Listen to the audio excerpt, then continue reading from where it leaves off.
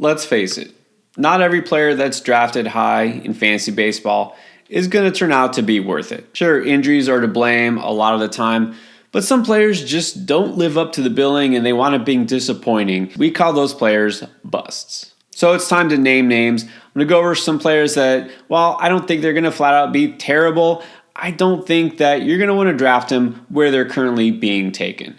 If you can't wait for draft season, guess what? You don't have to. Join Underdog Fantasy and you can draft right now for MLB Best Ball for the 2024 season. They've got some new contests that just opened up. Check them out right now. If you sign up and use promo code Endgame, you get a 100% deposit match for your first $100 that you put into your account. Try Underdog Fantasy today. Let's start in Colorado with a player who looks like a rising star, potential superstar, Nolan Jones. And how can you say that he's going to be a bust? This guy just broke out in the second half of last season. Power, speed, average, everything. And he plays half his games in Coors Field. That's exactly why I think he's going to be overdrafted. Look, I'll say this. I've had my eye on Nolan Jones as a prospect back when he was the third baseman for the Guardians.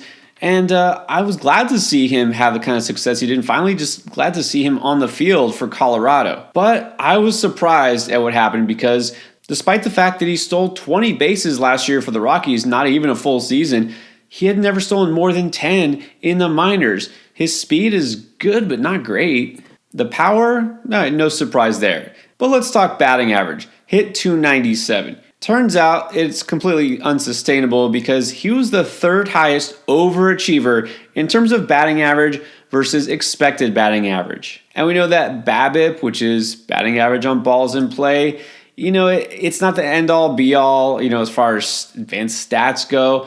But I'll tell you this, his BABIP wasn't just high, it was ridiculously high at 401. That was one of the highest BABIP numbers in the past millennia. I'm actually not even exaggerating.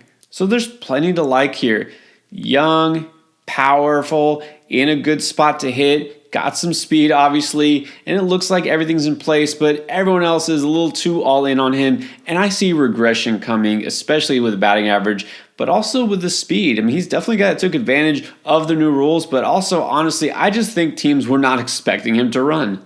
So there definitely comes a point where I would take Nolan Jones, but around pick 50 overall, I think you're just asking for trouble. All right, here's another young player that I'm going to pick on and tilt a lot of you. Matt McLain for the Cincinnati Reds. McLain also was kind of a surprise, not that he got called up and not that he, even played to the extent he did, but the fact that he hit as well as he did. This is also another case of overachieving. Well, he kind of pulled the same trick as Jones. He outperformed his XBA by 34 points. Wound up with a 385 BABIP.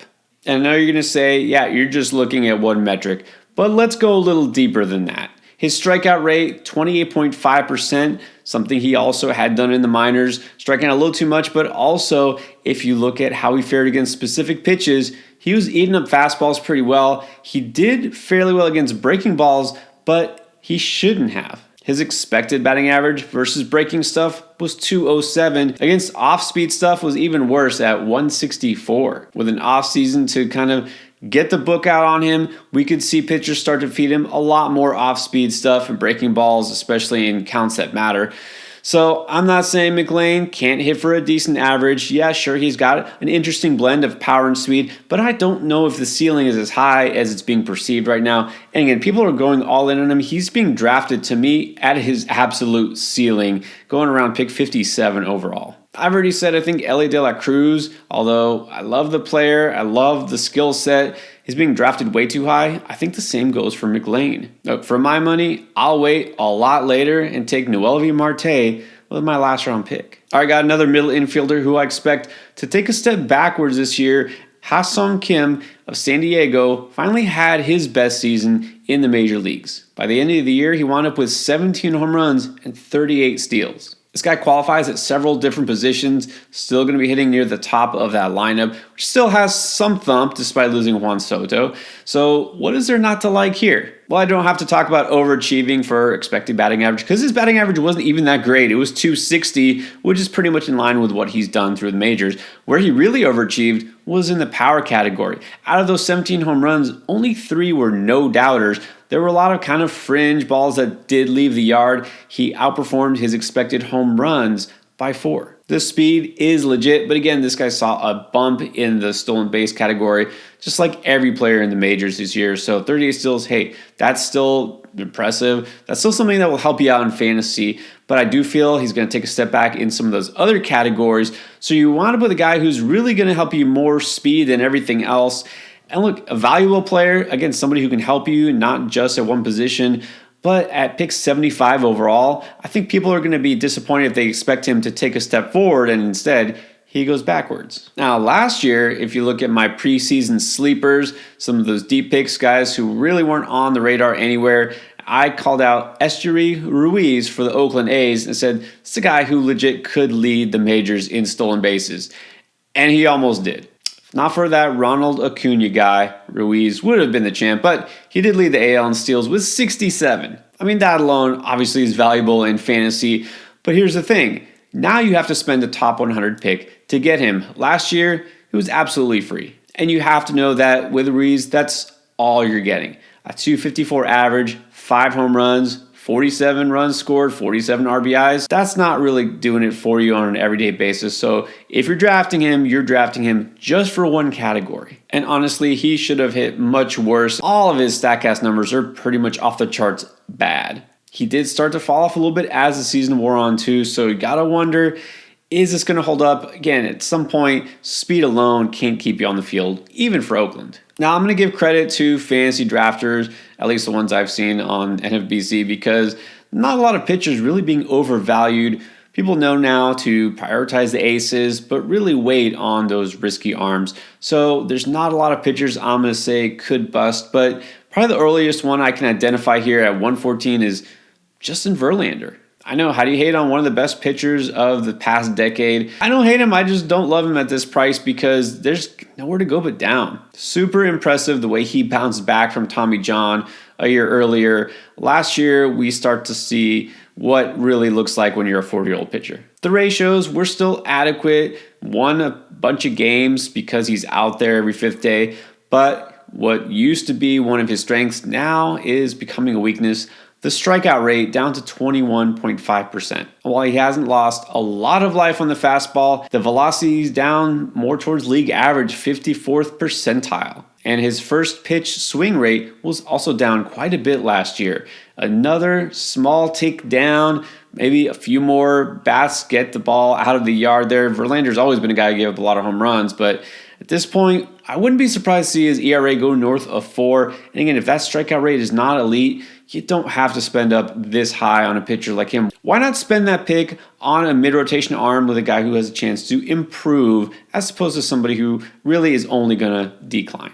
All right, now I saved this one for last because if you aren't tilted enough by any of these picks, here's one for you. Keep in mind, all of this is based on fantasy baseball and draft value. Are we sure that Matt Olson should be a top 15 pick? I get it. He led the league with 54 home runs, 139 RBIs, pretty much the best slugger of the entire year. But here's the thing, and this is a fact. Regression is real. Just because he hit 54 home runs last year doesn't mean he'll do it again next year. His previous high was 39 and with 111 RBIs. Sure, that was with Oakland. In 2 years with Atlanta. Being part of that lineup, yeah, great, that helps.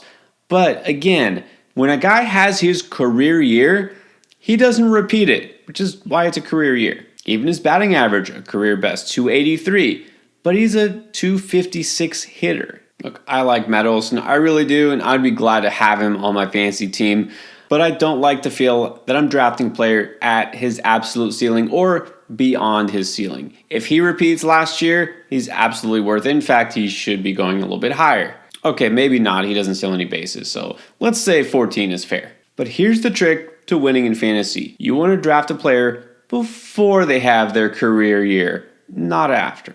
So again, while I have no problem drafting Matt Olson this year, and I think he will have a great season, I don't think he's repeating last year's season, and I don't want to pay for last year's stats. Hey, sooner or later, statistical regression hits us all. Like it or not, those are my bust picks for fantasy drafts in 2024. How about some sleepers? These are guys I think will be pleasant surprises this coming year.